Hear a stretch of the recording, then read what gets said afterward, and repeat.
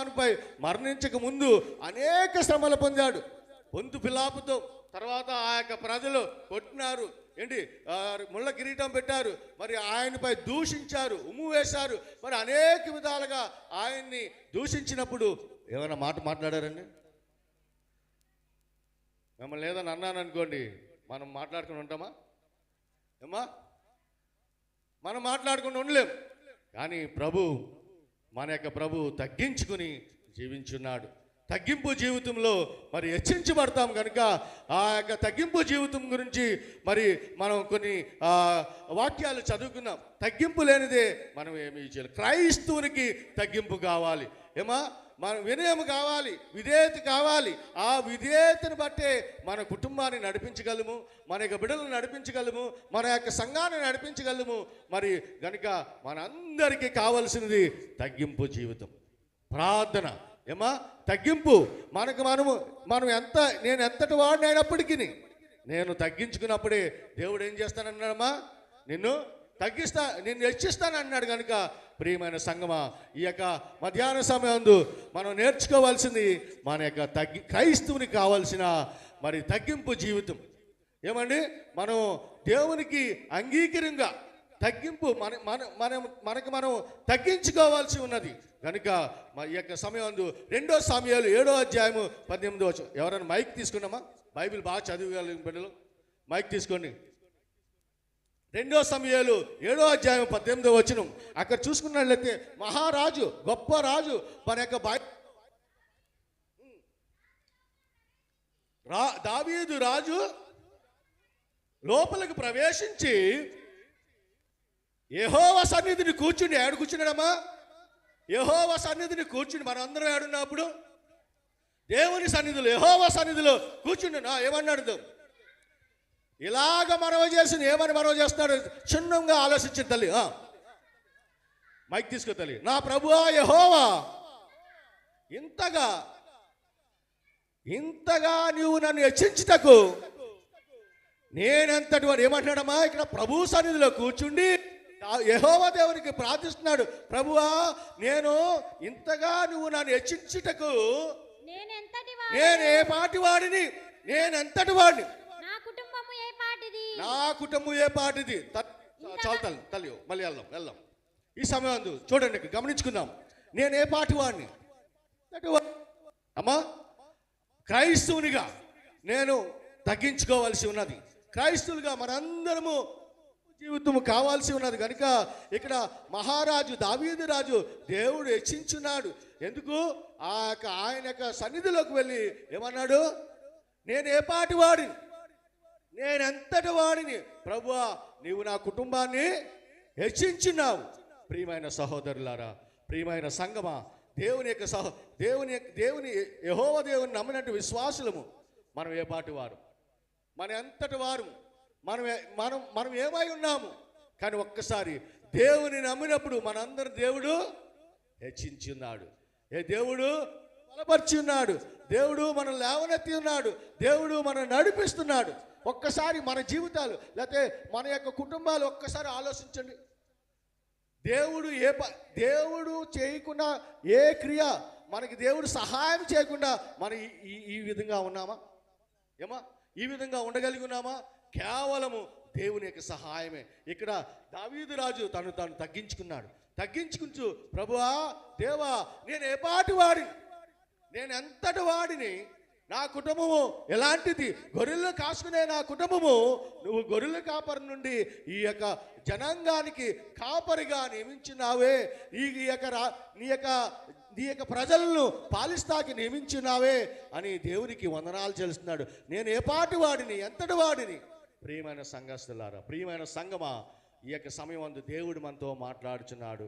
దేవుడు మనందరితో మనందరం ఏమై ఉండాలమ్మా?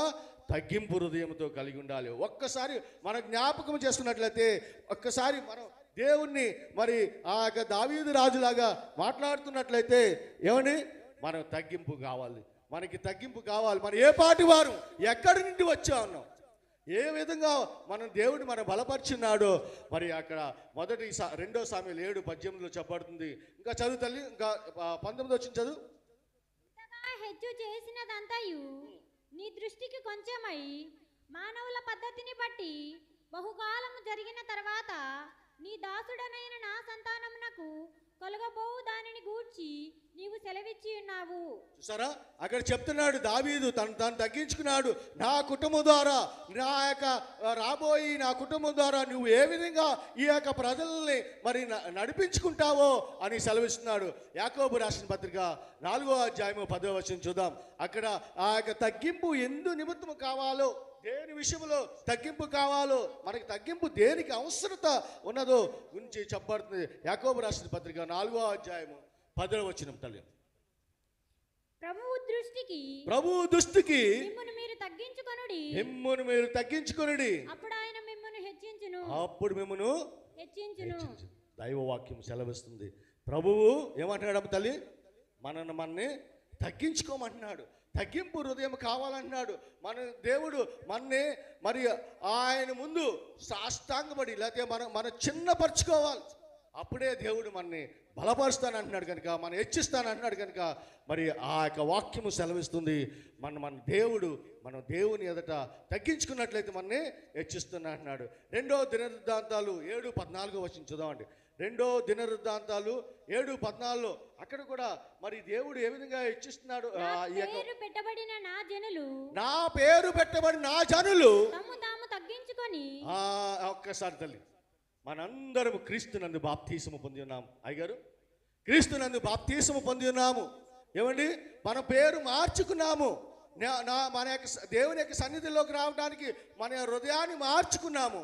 బాప్తీసములో మనము మన పాప జీవితాన్ని వదిలిపెట్టి మరి నూతన జీవితము మరి దేవుని వెంబడిస్తానికి మనం ఒప్పందం చేసుకున్నాము కనుక ఇక్కడ యెహోవా దేవుడు మాట్లాడుతున్నాడు. నా పేరు పెట్టబడిన జనమా తగ్గించుకొని. ఏమంటున్నాడమ్మా? తాము తగ్గించుకొని ప్రార్థన చేసి. అమ్మా చూసారా, మనం తగ్గించుకొని ప్రార్థన చేసినట్లయితే ఏమవుతుంది? నన్ను వెతికి తమ చెడు మార్గములను విడిచిన ఎడల.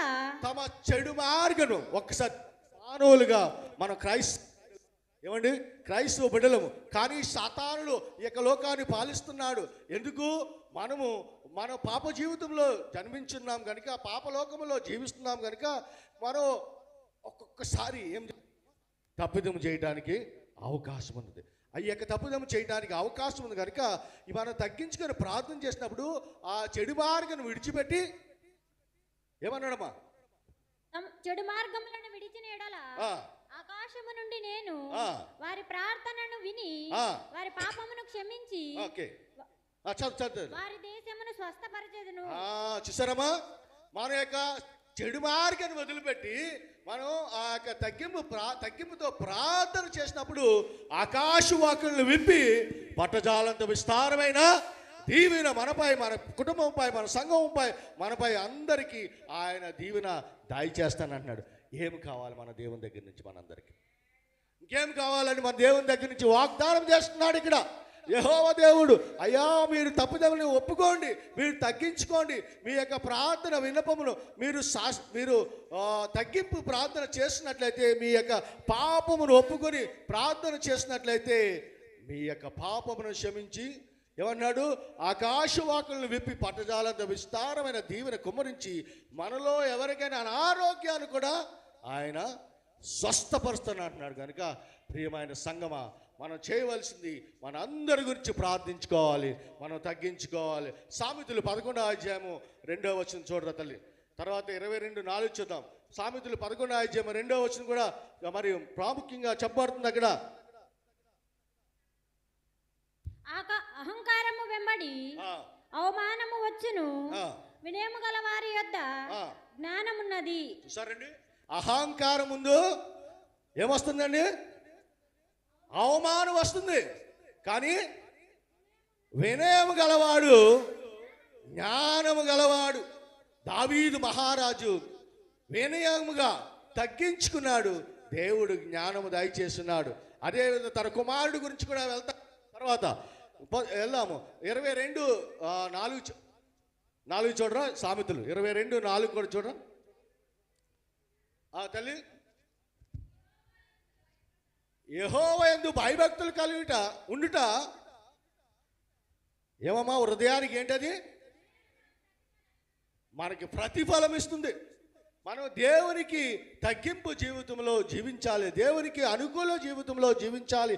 కనుక మనం ప్రియమైన సంగమా, మనం ఇది వెన్నడు మరొక మనం ఈ యొక్క లోకంలో జీవించినంత కాలము క్రైస్తవ జీవితమే తగ్గింపు జీవితము. క్రీస్తును వెంబడించినప్పటి నుండి మనం తగ్గించుకోవాల్సి ఉన్నాము. మన కోపము ఇవన్నీ ప్రక్కవ పెట్టి ఈ యొక్క తగ్గింపు జీవితంతో మనం జీవించినట్లయితే దేవుడు మనం హెచ్చిస్తానంటున్నాడు. కొలస్సీలు రాసిన పత్రిక 3:12 కొలస్సీలు రాసిన పత్రిక 3:12 అక్కడ మరి కాగా దేవుని చేత ఏర్పరచబడి చేసిన వారును పరిశుద్ధులను ప్రియులైన వారికి తగినట్లు మీరు జాలిగల మనసును దయాలత్వమును వినయమును సాత్వికమును దీర్ఘశాంతమును ధరించుకుని. చూసారమ్మా, మన క్రైస్తవునిగా ఏటి శీలము ధరించుకోమంటున్నాడు.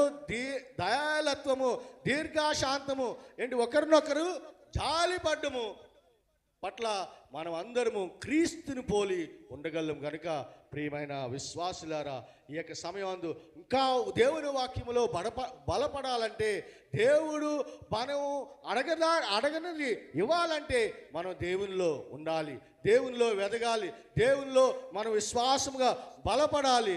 తగ్గింపు జీవితంతో తగ్గింపు ప్రార్థన మనం హెచ్చిస్తుంది. కనుక ప్రియమైన సంగమా, మరి ఇక్కడ దావీదు ఆ యొక్క 2 సమూయేలు 7:18 చెప్పినట్టుగా, నేనే పాటి వాడిని ప్రభువా, నేను ఎంతటి వాడిని, నేను దీనుడును దాసుడును, గొర్రెలు కాసుకుంటా ఉండేవా, నువ్వు నన్ను హెచ్చించినావు, నా కుటుంబాన్ని హెచ్చించినావు. నా కుటుంబం ఎట్లాంటిది ప్రభువా, నువ్వు నన్ను ఎన్నుకున్నావు, నీ యొక్క ఇశ్రాయేలు జనాంగాన్ని నడిపించడానికి నన్ను ఎన్నుకున్నందుకు లెక్కలేని వందనాలు అక్కడ చెబుతున్నాడు.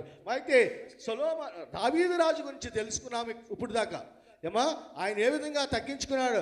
అయితే తన కుమారుడు గురించి చూద్దాం. సమూయేలు ఏంటంటే సొలొమోను రాజు గురించి చూద్దాము.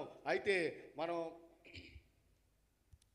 1 రాజులు 3:5 ఏమా, 1 రాజులు 3 గిబియోనులో యెహోవా రాత్రివేళ స్వప్నమందు సొలొమోనుకు ప్రత్యక్షమై నేను దేని నీకు ఇచ్చుట ఇష్టమో దానిని అడగమని దేవుడు అతనితో సెలవీయగా సొలొమోను ఇలాగ మనం చదువుదాం తల్లి. 6 చదువుదాం ఒకసారి. 5వ వచనం చెప్పబడుతుంది. గిబియోన్లో స్వప్నములో కల్లో కనిపించి యెహోవా దేవుడు సొలొమోనుకి, అయ్యా నీకేమి కావాలో అడుగు. తల్లి, మీ పేరేంటమ్మా? పెద్దమ్మా, మీ పేరేంటండి? రూతమ్మ గారు. దేవుడు యొక్క రాత్రిలో మీకు స్వప్నంలో కళ్ళలో కనిపించి, రూతమ్మ నీకు ఏం అవసరమో నన్ను అడుగు అంటే ఏమడుగుతారు? అమ్మా, కొడుకు కోళ్ళనా? Very good. ఓకే సర్లేండి. ఏమండి, అనేక మందికి మన యొక్క సమస్యలు మనకున్నాయి. ఏమండి, ఒక మన స్వప్నంలో కనిపించి, అమ్మా నీకేమి కావాలి, అయ్యా నీకేమి కావాలని అడిగినట్లయితే మనకి కావాల్సిన లిస్ట్ ఉంటుంది. ఏమండి, మనకు కావాల్సిన లిస్ట్ ఉంటుంది. భర్త నెల ఆఖరికి వచ్చిన జీతం తీసుకొచ్చిన తర్వాత 2 భార్యాభర్తలు కూర్చుని రాసుకుంటా ఉంటారు లిస్టు. ఏమా, రాసుకొని ఏమేమి కావాలో ఏమండి, ఆడవారికి ఎక్కువ లిస్ట్ వస్తుంది కదమ్మా, ఎక్కువ లిస్ట్ వస్తుంది. బజార్లోకి వెళ్ళాలంటే కనబడిందంతా మనకి అవసరత ఉన్నది. కనుక మరి ఇక్కడ సొలొమోను రాజుకి యెహోవా దేవుడు ప్రత్యక్షమై, నేను నీకు ఏది అడిగినా నీకు ఇష్టమైనది అడుగు, నీకు ఇస్తాక రెడీగా ఉన్నాను, సిద్ధంగా ఉన్నానని మరి సెలవిస్తున్నప్పుడు 6వ వచనం చూడాలి. ఏమంటున్నాడు? నీ దాసుడును సొలొమోను ఇలాగ మనవి చేసి, నీ దాసుడును నా తండ్రి అయిన దావీదు నీ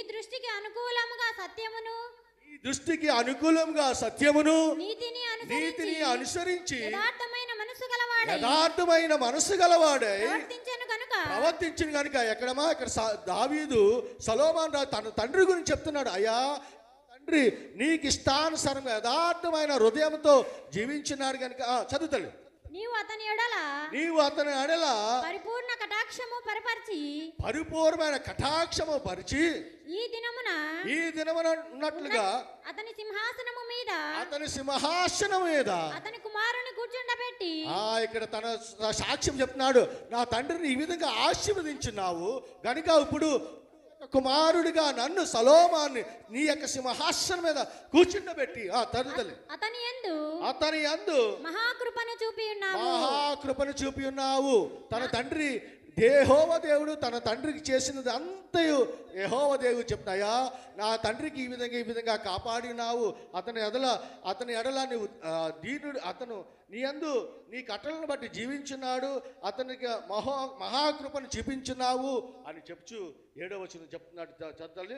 నా దేవా యెహోవా నీవు నా తండ్రి అయిన దావీదునకు బదులుగా నీవు నా తండ్రి యొక్క దావీదును బదులుగా నీ దాసుడైన నన్ను రాజుగా నియమించున్నావు. అయితే నేను బాలుడను కార్యములు జరుపుటకు నాకు బుద్ధి చాలదు.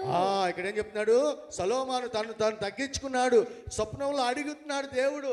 అయితే తన తండ్రికి చేసిన సహాయం అంతా చెప్పినాడు. అయితే ఇప్పుడు అయ్యా నేను బాలుడును, ఈ కార్యము జరిపించడానికి లేకపోతే నీ ప్రజలను పాలించడానికి నాకు శక్తి లేదు, నేను చిన్నవాడిని గనుక నువ్వు నాకు సహాయం చేయాలని చదువుతాను. 8వ వచనం. నీ దాసుడైన నేను నీవు కోరుకొనిన జనుల మధ్య నేను ఉన్నాను. ఇక్కడ మనం అందరము దేవుడు కోరుకున్న జనంగం, మనందరము దేవుని యొక్క బిడ్డలము, మనం ఆయన సన్నిధిలో ఉన్నాము. ఇక్కడ సొలొమోను రాజు, అయ్యా నీ దాసుడైన నేను నువ్వు కోరుకున్న జనుల మధ్య ఉన్నాను. చదువుతలు. వారు విస్తరించి ఉన్నందున వారిని లెక్కపెట్టయు వారి విశాల దేశమును వారి యొక్క విశాల దేశానికి తనిఖీ చేయుటయు అసాధ్యము. ఇక్కడ ఏం చెప్తున్నాడు? అయ్యా నువ్వు పెద్ద రాజ్యాన్ని నాకు దయచేస్తున్నావు, నేను చిన్నవాడిని, నేను ఏ పాటి వాడిని, నాకు వీళ్ళందరినీ లెక్క పెట్టడానికి పాలించడానికి నాకు కావాల్సిన అది నేను ఏమి చేయలేను కనుక, అసాధ్యం కనుక నువ్వు నాకు ఒకటి చేయాలి. 9వ వచనం చదవరా. ఇంత గొప్పదైన నీ జనమునకు న్యాయము తీర్చగలవాడు ఎవడు? ఇక్కడ చెప్తున్నాడు సొలొమోను రాజు, అయ్యా నీ యొక్క జనాలకి అందరికీ న్యాయం తీర్చగలడు ఎవడు తీర్చగలడు? నీ సహాయం లేనిదే మేము ఏమీ చేయలేము కదా. కాబట్టి నేను మంచి జనులు వివేచించి నీ జనులు న్యాయము తీర్చినట్లు నీ దాసుడైన నాకు వివేకము గల హృదయము దయచేయము. పాస్టర్ గారు, వివేకం అంటే అండి తగ్గింపు. ఏమా తగ్గింపు ఏంటి? జ్ఞానము, వివేకము, తగ్గింపు, ఆలోచన ఏంటి? ఇవన్నీ చెప్పబడుతుంది దాని గురించి. అయితే ఇక్కడ ఏమన్నాడు? నీ దాసుడైన నాకు వివేకము గల హృదయమును దయచేయమన్నాడు. ఏమడిగాడమ్మా? ఏమడగలే రుతమ్ గారు. ఆయన కావాల్సింది ఏమన్నాడు? ధైర్యం కావాలి, వివేకం కావాలి. ఏంటి? నాకు ధైర్యం, మంచి హృదయం దయచేయి నీ యొక్క ప్రజలను పాలించడానికి అని అడిగాడు. ఆయన బంగారం కోరుకోలే, వెండి కోరుకోలే, రాజ్య శత్రువుల్ని హతమార్చడానికి కోరుకోలే. ఏమన్నాడు? వివేకమైన హృదయము దయచేయమన్నాడు. కనుక 10వ వచనము దేవుడు ఏమని వాగ్దానం చెప్తున్నాడు చూడండి. సొలొమోను చేసిన ఈ మనవి ప్రభువునకు అనుకూలమైనది. అమ్మా అయ్యా, ఒక్కసారి మనము చేసే ప్రార్థన, మనం చేసే విన్నపము దేవునికి, ఎంతమంది ప్రార్థన దేవునికి అనుకూలమైంది?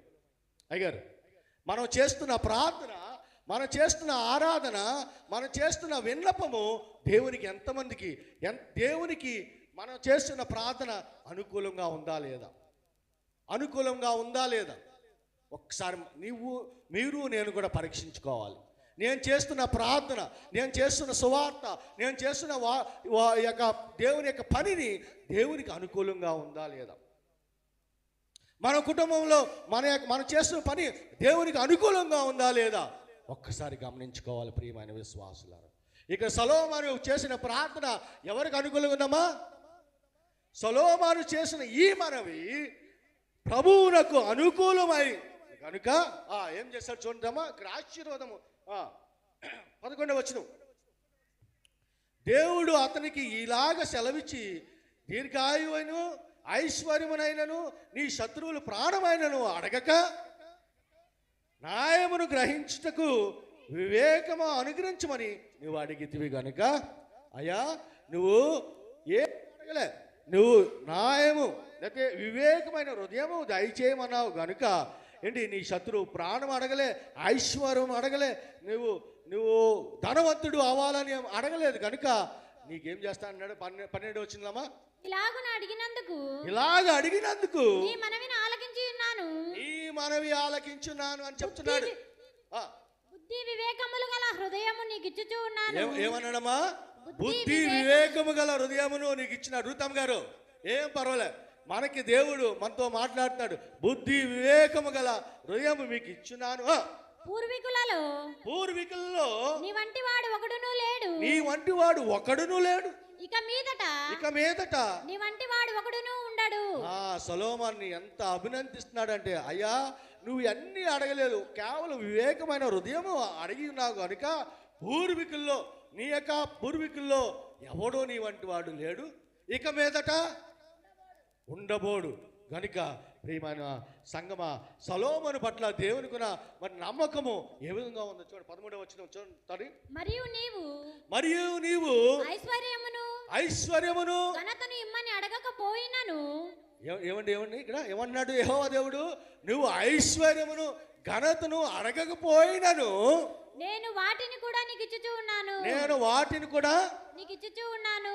సరే, మనం అడగంది యెహోవా దేవుడు మనం అడిగింది ఇస్తానంటున్నాడు. ఇక్కడ నువ్వు అడిగిందే కాదు రూతమ్మ గారు, నీ కొడుకు నీ కోడలు సమాధానం ఉంటారు ఏంటి, అదే కాకుండా మీరందరూ సమాధానంగా ఉండాలని మనం అందరం ప్రార్థన చేయాలి. ఏమండి ఇక్కడ సొలొమోను రాజు అడగని దాన్ని ఏమంటాడు? మరియు నువ్వు ఐశ్వర్యమును ఘనతను ఇమ్మని అడగకపోయినను నేను వాటిని కూడా నీకు ఇచ్చేదను. ప్రియమైన సంగమా, మనం దేవుని పట్ల ఎంత విశ్వాసంతో ఉన్నాము, ఎంత వినయంతో జీవిస్తున్నాము. మనకు అవసరం లేనిది కూడా, మనం అడగనిది కూడా దేవుడు మనకి ఇస్తాకి సిద్ధంగా ఉన్నాడు. మన అందరము దేవుని దగ్గరికి నమ్మకంగా అడగడానికి సిద్ధంగా ఉన్నామా ప్రేమ సంగమా? అందువలన చదువుతల్లి, అందువలన నీ దినములన్నిటిని రాజుల్లో నీ వంటి వాడు ఎవడును నొండడు. ప్రియమైన సంగమా, ఈ యొక్క సమయం అందు దేవుడు అనుకున్నాడు, తన స్వప్నంలో కనిపించున్నాడు సొలొమోను రాజుకి. తన వివేకమైన హృదయం ఏం కావాలన్నప్పుడు వివేకమైన హృదయం దాయిచేయమన్నాడు. వివేకమైన హృదయం దాయిచేస్తాను, దాంతోపాటు నీకు ఐశ్వర్యమును ఘనత గొప్ప బంగారము వెండి సమస్తము ఆ యొక్క సొలొమోను రాజుకి దాయిచేస్తున్నాడు. మనము దేవుని యొక్క బిడ్డలము, దేవుని యొక్క నమ్మి ఉన్నాము, దేవునిలో బాప్తీసము పొంది ఉన్నాము, దేవునిలో మనం బలపడి ఉన్నాము కనుక మన దేవుడు మనం చేసే ప్రార్థన, సొలొమోను రాజు చేసిన ప్రార్థన ఏ విధంగా అయితే దేవునికి అంగీకారంగా ఉందో మన ప్రార్థన కూడా ఆ విధంగా ఉన్నట్లయితే మన యొక్క సమస్యలన్నిటినీ యెహోవా దేవుడు తీర్చగలడని ఈ యొక్క మధ్యాహ్న సమయంలో దేవుని యొక్క దేవుడు వర్తమానం మనకు తెలియబడుతుంది. అయితే ఇంతవరకు తగ్గింపు హృదయం చూస్తున్నాము. తన తండ్రి దావీదు ఏ విధంగా తగ్గించుకున్నాడు, తన యొక్క సొలొమోను రాజు ఏ విధంగా తగ్గించుకుని మరి దేవుని యొక్క ఆశీర్వాదం పొందాడో మనము కూడా ఆ విధంగా పొందవలసి ఉన్నాం కనుక మరి వారే కాకుండా మన కుటుంబాలు కూడా బలపడాలి, మన కుటుంబాలు కూడా ఆశీర్వదింపబడాలి, మన కుటుంబాలు కూడా దీవింపబడాలి. కనుక నాకు 7 వాక్యాలు ఉన్నవి. దేవుడు మన కుటుంబాన్ని కూడా దీవిస్తానంటున్నాడు ఈ సమయం అందు. మరి 7 వాగ్దానాలు దేవుడు మనతో మాట్లాడుచున్నాడు. మొట్టమొదటి, దేవుడు నిన్ను రక్షిస్తానంటున్నాడు. ఏమి కావాలమ్మా? ఇక పాప జీవితంలో మనం జీవిస్తున్నాము. కీర్తన 121:7 చూడాలి. మన పాప జీవితంలో లేకపోతే ఇహలోకంలో జీవిస్తున్నాము, పాపలోకంలో. అయితే మనం ఆయన రాకడ అతి త్వరలో ఉన్నది కనుక ఆయన మనల్ని రక్షిస్తానంటున్నాడు. మనం అందరం ఇక్కడ ఎందుకు కూర్చుంటున్నాము, ఎందుకు వచ్చాము దేవుడిలోకి? ఆయన యొక్క పరమరాజ్యంలో మనకి చోటు ఉండాలి కనుక ఏమా చదువు తల్లి, ఏ అపాయములు రాకుండా యెహోవా నిన్ను కాపాడును, ఆయన నీ ప్రాణమును కాపాడును. ఇది మొదలుకొని నిరంతరము నీ రాకపోకలందు యెహోవా నిన్ను కాపాడును. ప్రియమైన విశ్వాసులారా, మనం బయటికి వెళ్ళినప్పుడు, లోనకి వచ్చినప్పుడు ఎన్ని విషయాల్లో ఎన్నిసార్లు ఎన్ని మార్లు మన దేవుడు మనకు కాపాడాడు. నేను నా భార్య నిన్న ఆటో ఎక్కి, నేను ఎప్పుడు వెళ్ళినా ఆయన ఆటో ఎక్కుతాం, ఆయన తీసుకెళ్తున్నాడు. మేము రాజమండ్రి తెలుసున్నట్లయితే గవర్నమెంట్ ఆర్ట్స్ కాలేజ్ ఎదురుగుండా వస్తున్నాము. మేము కుక్క అడ్డు వచ్చింది, టక్కని గుద్దాడు ఆటోని. అయితే ఇలా ఒరిగింది ఆటో. ఏం పడిపోయామేమో అనుకున్నాం అంతే మేమిద్దరం. నేను తన్ని దగ్గర ఉంది, దాన్ని పట్టుకున్నాను. ఆమె తర్వాత బండి ఓకే స్టెబుల్గా అయింది. భయపడ్డావారా అని నన్ను అడుగుతుంది. ఏంటి అప్పుడు దేవుడు మన రాకపోకలేదు ఏంటి, దేవుడు మన యొక్క పనిలో, మన రాకపోకల్లో, మన గృహంలో, మన యొక్క చేసే క్రియలన్నింటిలో దేవుడు మనం రక్షిస్తానన్నాడు, కాపాడుతానన్నాడు. మనకు తెలిసి తెలియక ఒక్కోసారి కాలు జారిపోవచ్చు, పడిపోవచ్చు, కానీ దేవుడు మనల్ని కాపాడాడు. అది మనం గ్రహించుకోము. ఏమా, ఆ దేవుడు కాపాడాడు మన అన్ని విధాలుగా, అన్ని విషయాల్లో మన దేవుడు మనల్ని కాపాడుతూనే ఉంటాడు. మనకు ఒక్కోసారి అనారోగ్యం రావచ్చు, కానీ దేవుడు కాపాడుతాడు. మన విశ్వాసాన్ని బలపరుస్తాడు కనుక మన దేవుడు మనం కాపాడుతా అంటున్నాడు. మన కుటుంబాన్ని కాపాడుతానంటున్నాడు కనుక మనం ఏం చేయాలండి? ప్రతి విషయమందు ఆయనకి ప్రార్థించాలి. రెండవ విషయం చూస్తున్నట్టు, నేను ఎంత టైం తీసుకున్నానమ్మా అయ్యగారు? ఇంకా ఎక్కువ టైం అయిందా? 45 నిమిషాలు అవ్వలే కదా? ఎంత అయిందండి? ఓకే, రెండో పాయింట్ నేను చూసుకున్నాను. ఇంకా 10 నిమిషాలు ఉందమ్మా. ఓకే, ఆ సరైన సమయంలో ఊహించుకున్నా, పర్లేదు. దేవుడు ఎల్లప్పుడూ మీ స్వరాన్ని వింటా అంటున్నాడు.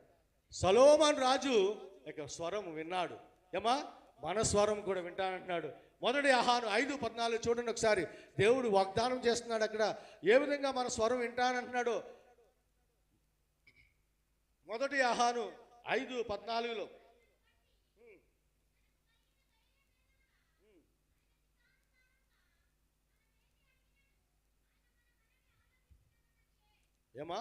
ఏమన్నాడు సొలొమోను కూడా అదేవిధంగా ఆయన ఏం అడిగాడో దయచేస్తా అన్నాడు. మన కుటుంబానికి, మనకి వ్యక్తిగతంగా, రుతమ్మ గారు, మన పర్సనల్గా, మనకి వ్యక్తిగతంగా, మన కుటుంబానికి, మన సంఘానికి, మన యొక్క గ్రామానికి, మన చుట్టుపక్కల ఉన్న వారందరికీ ఆయన మన ఎల్లప్పుడూ మనం ప్రార్థించినప్పుడు మన మాట, మన స్వరము ఆయన వింటానంటున్నాడు. మనం ఏమి అడిగినను ఆయన మనవి ఆలకించుదునని మనం ఎరిగిన వేడల ఏంటి, మనం ప్రార్థించినప్పుడు జరుగుతుందో జరగదో, అవిశ్వాసంతో ప్రార్థించినట్లే జరుగుతుందమ్మా.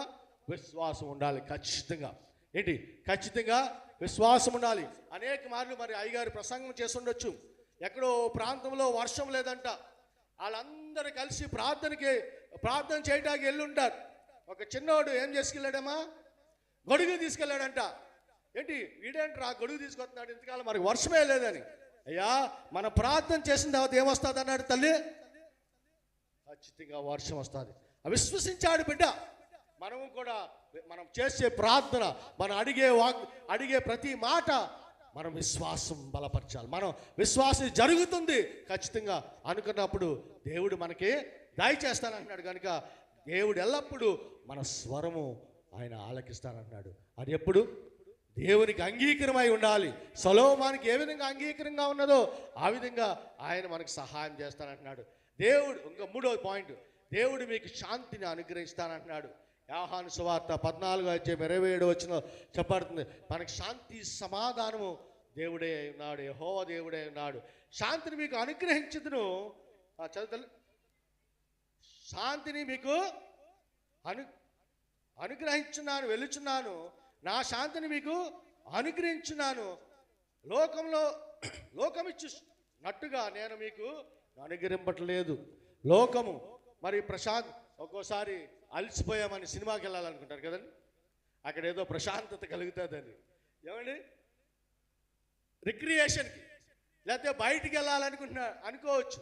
కానీ దేవుడిచ్చి శాంతి వేరేగా ఉంటుంది. ఏముందామో తల్లి, నేను మీకు అనుగ్రహించు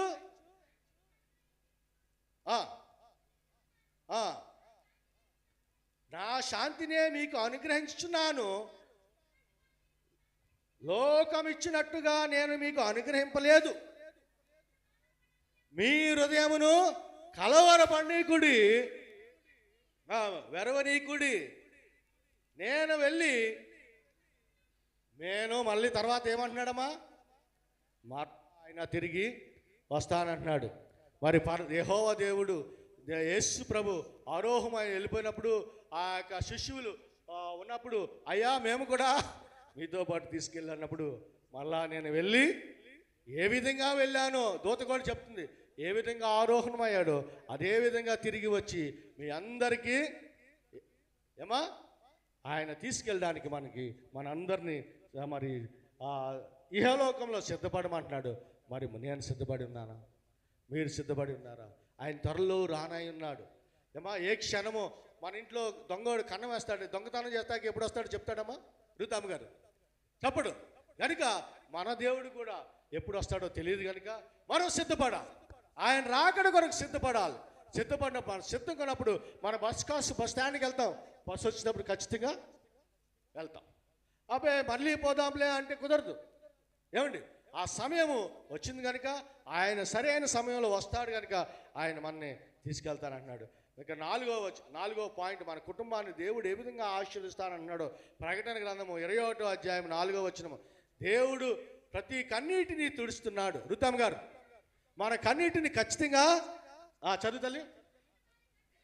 ఆయన వారి కన్నుల ప్రతి బాష్పబిందువును తుడిచివేను.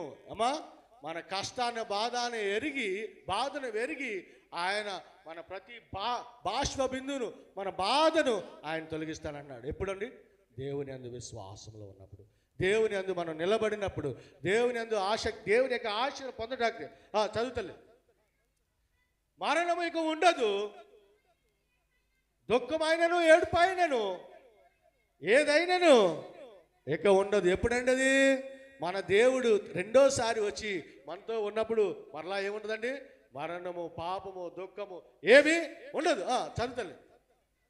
మొదటి సంగతులు గతించిపోయాను, సింహాసనంలో నుండి వచ్చిన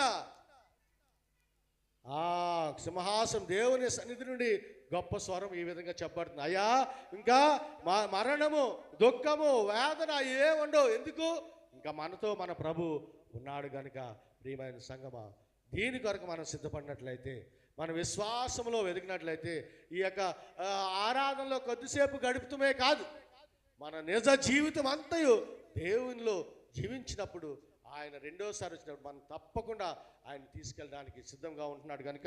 మరి 5వ ప్రమాణము, దేవుడు వాగ్దానం మనం చేస్తున్నాడు మనకి. ఆయన మత్తయి సువార్త 28వ అధ్యాయం 20వ వచనం చెప్పబడుతుంది. ఒక గొప్ప వాగ్దానం చెప్తున్నాడు, దేవుడు ఎల్లప్పుడూ మీతోనే ఉండును అని సెలవిస్తున్నారు. చదువు తల్లి. మత్తయి సువార్త 28వ అధ్యాయం 20వ వచనము. నేను మీకు ఏ సంగతులు ఆజ్ఞాపించుతునో వాటన్నిటినీ అమ్మా ఏం చెప్తున్నాడు రా? ఆయన ఆజ్ఞాపించిన సంగతులన్నీ గైకొన్నప్పుడు వారికి బోధించుడి. ఇదిగో ఇక సమాప్తి వరకు సదాకాలం మీతో ఉన్నానని వారితో చెప్పాను. ఒకటి గమనించుకోవాలి సంగమా, మనకి అయ్యగారిని నియమించినాడు. ఇహలోకంలో జరగబోయేది, దేవుని రాజ్యములో రానున్న రాజ్యం గురించి ఏం చేస్తున్నారండి?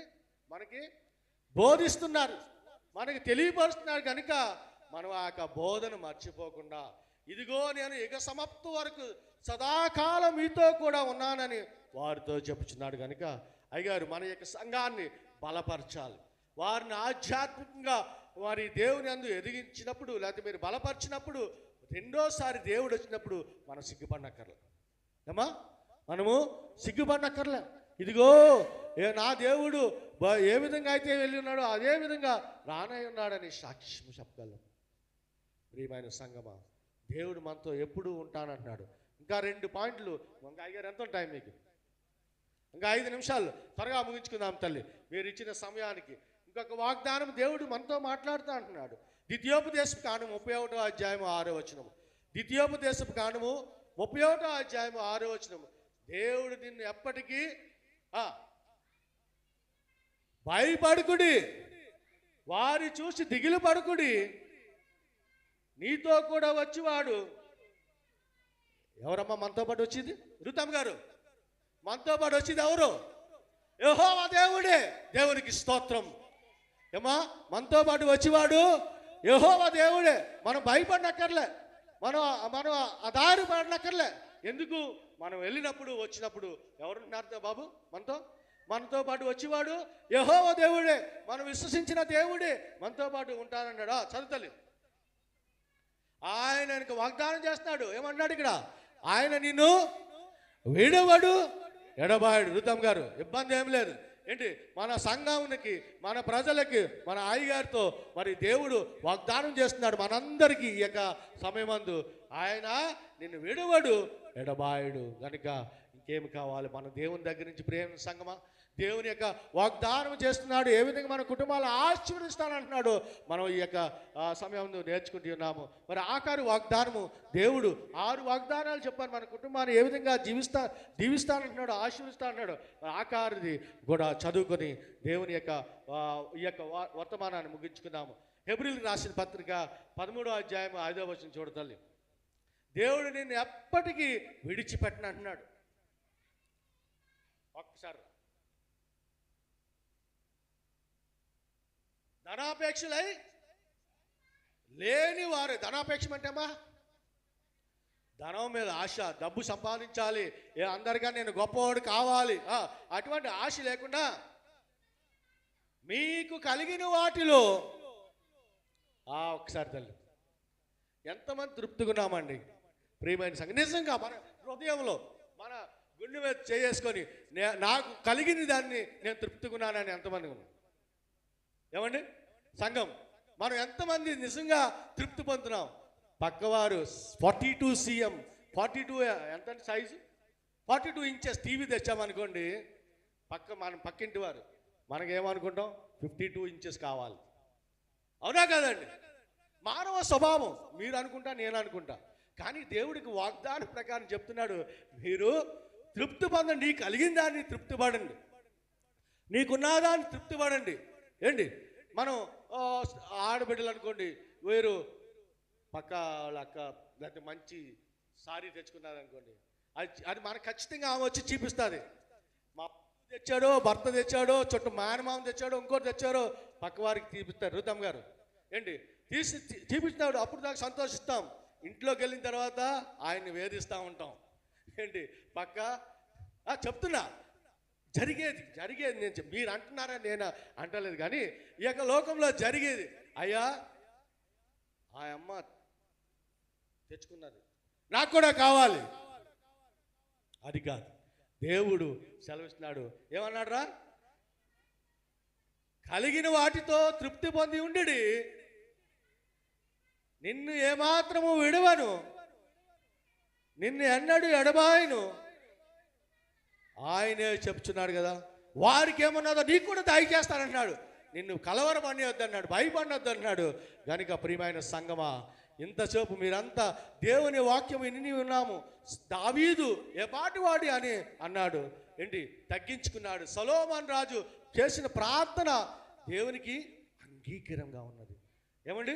దేవునికి అంగీకారమైనది. ఆయన అడగన్నా కూడా దేవుడు ఇచ్చున్నాడు. మన కలిగిన దానికి తృప్తి పొందినట్లయితే మన సంఘము అభివృద్ధి పడుతుంది. మన యొక్క అయ్యగారు అభివృద్ధి పొందగలరు. మన కుటుంబాలు దేవుడు అభివృద్ధి పరచగలడు. మన పాడి పంటను, మన పనిని కూడా అభివృద్ధి పరచగలడు. ఎప్పుడండి? మనకున్న దాంట్లో సంతృప్తి అయ్యి దేవుడికి సమర్పించుకున్నప్పుడు దేవుడే మనని ఆశీర్వదిస్తాడు. ఈ కొద్ది వాక్యం దేవుడు దీవించిన గాక. ఆమేన్.